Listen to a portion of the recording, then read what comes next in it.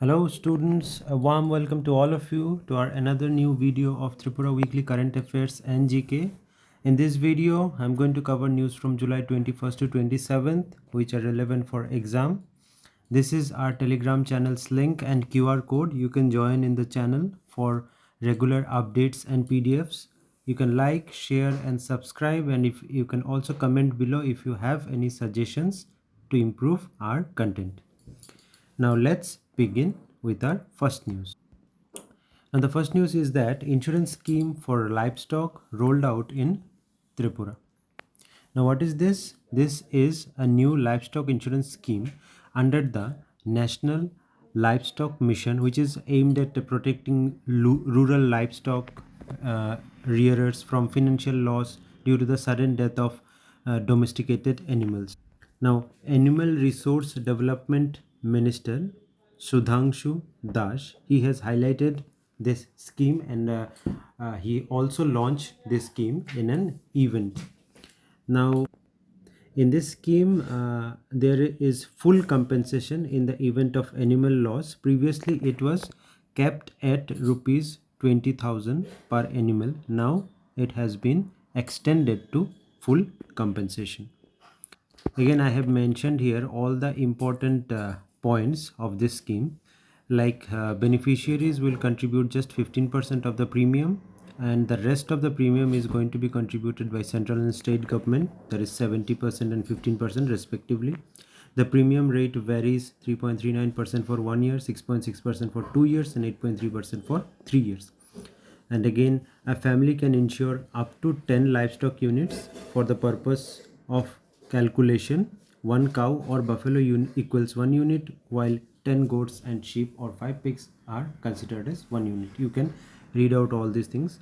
The insured value of the calculation is based on the milk output or of the market value, rupees 3,000 per liter of milk for cows and rupees 4,000 per liter for buffaloes, or as assessed by the government veterinarian. Now the insurance coverage applies in case of accidental or disease related death. Accidental or disease related death through claims for non-accidental deaths are only valid if the death occurs 21 days after enrollment in this scheme. Now each policy is tagged with an unique identification number, alphanumeric number. So this is about this important scheme launched by Tripura government. Now let's move on to the next news.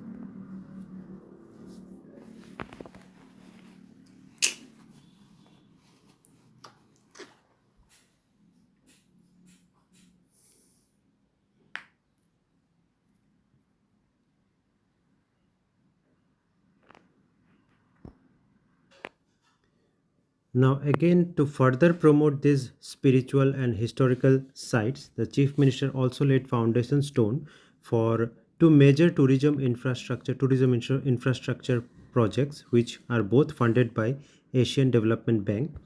And one of such projects is in Koshba Tourism Infrastructure, 18.78 crore, and another one is 13.63 crore, which is also ADB funded, and it is going to undertake at Chaturdash Devata Temple Tourism Infrastructure, which is at Khairpur. So these are the few important foundation stone projects that are being laid by CM Dr. Manik sir, and these projects are ADB funded for the betterment of these tourism sites.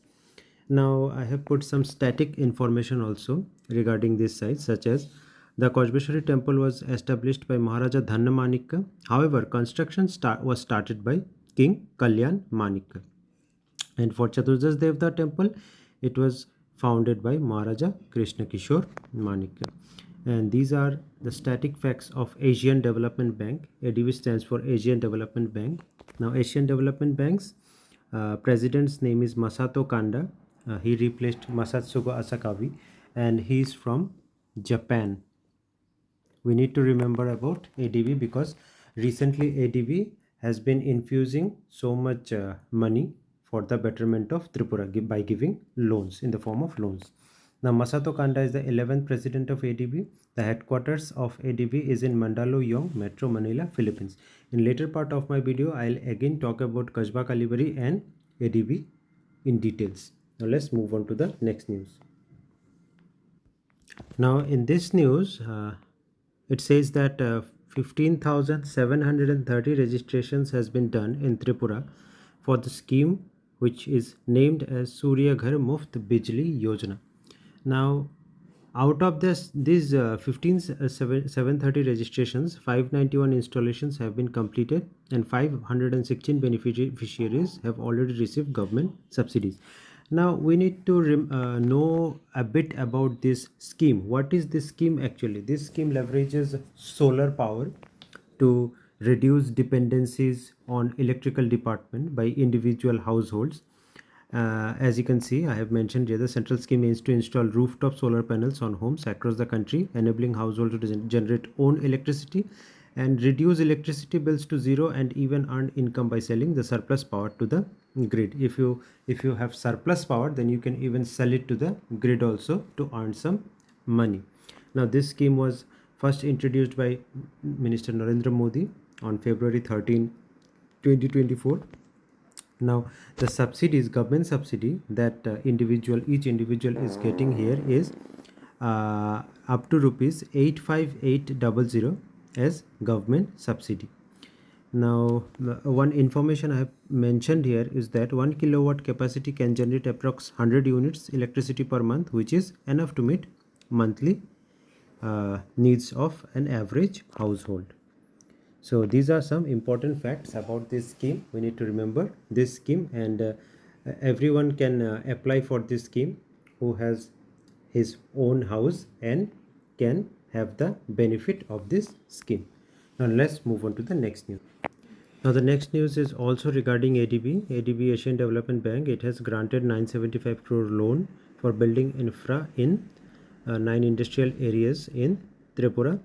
There's not much in this news. Under this project, industrial sheds, power substations, underground electric lines, fire service stations, and 34 roads will be constructed. Now again, let's talk about some static facts of ADB. ADB formation is in 19 December 1966. ADB has in total 69 member countries, with Israel being the last member. So let's go to the next news. Next news is Kargil Vijay Divas. Now this day is celebrated to commemorate India's victory over Pakistan in the Kargil War 1999, and the operation is named as Vijay. For this reason, this Kargil Vijay Divas is celebrated. It honors the bravery and sacrifice of Indian soldiers who fought to regain control of Kargil strategic mountain heights. Now in North Tripura, with the spirit of patriotism, in Yakub Nagar, North Tripura, especially Yakub Nagar, 97 BSF battalion camp, they have observed solemnity and pride as Kargil Vijay Divas was observed there. So this is also an one-liner news that we need to remember. So this is about the current affairs part for the last week. Now let's move on to the GK portion. Let's first talk about the Kasbah temple, because the Kasbah temple is in news now. Now the other name of Kasbah temple was Kaliagarh. It will be Kaliagarh. Not Kalisgarh, it is Kaliagarh. And Kasbah means a small town. It is located in Bishalgarh subdivision. Now a lake was dug by Maharaja Dhannomanikka there, and it was dedicated later to his queen Kamala Devi, and so it was named Kamala Sagar afterwards. Lake Kamala Sagar was named after the queen of Maharaja Dhannomanikka, Kamala Devi. And there was a west facing temple, and its design is like that of Tripura Sundari temple. Since then it was known as the Kali Mandir or Kali Badi. Upon the description of the temple, as well as the image of the goddess Kali, another image of goddess Durga has been installed. Durga is also there. The deity is here Mahish Ashura Mardini. She has 10 hands with attributes that we all know about Durga Mata. The rescuing goddess is about to demolish the violated Ashur. The construction work of the Kosba Kalibari temple was started by King Kalyan Manikya previously, but it was not built by him. And later the temple was actually completed by Maharaja Narendra Manikya. So these are some important points. First of all, the construction work was started by Kalyan Maharaja Kalyan Manikya. This is the first point. And the second point is the construction, it was established by Maharaja Dhanya Manikya. And the third point is that the construction work was completed by Maharaja King Narendra Manikya in 1687 AD. So these are some important facts of Kosba temple. Now let's talk about our natural talk about the natural vegetation of Tripura that we are covering from our previous classes. In that we have seen the fauna and the flora section. Now let's start with the forest cover of Tripura.